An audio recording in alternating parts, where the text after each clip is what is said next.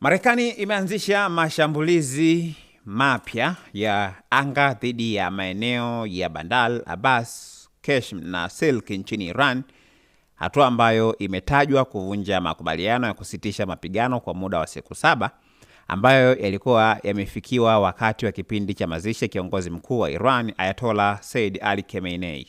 Lakini kwa mujibu wa kamandi kuu ya jeshi la Marekani CENTCOM, mashambulizi hayo yalifanyika kujibu kile walichodai kuwa ni vitendo vya Iran dhidi ya usafirishaji wa baharini katika mlango wa bahari wa Hormuz.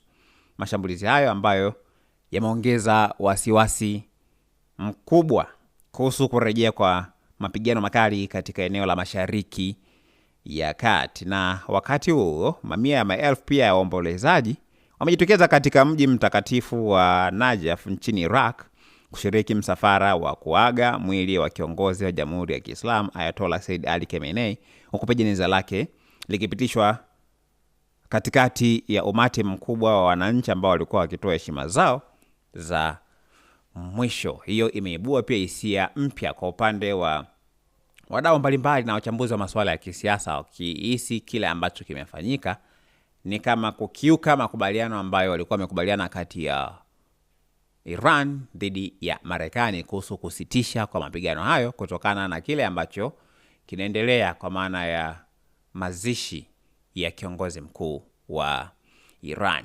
Maoni yako na mtazamo wako ni upi? Usiache kucomment, lakini pia kusubscribe channel yetu ya YouTube ambayo inasomeka Dodoma TV kwa taarifa zaidi.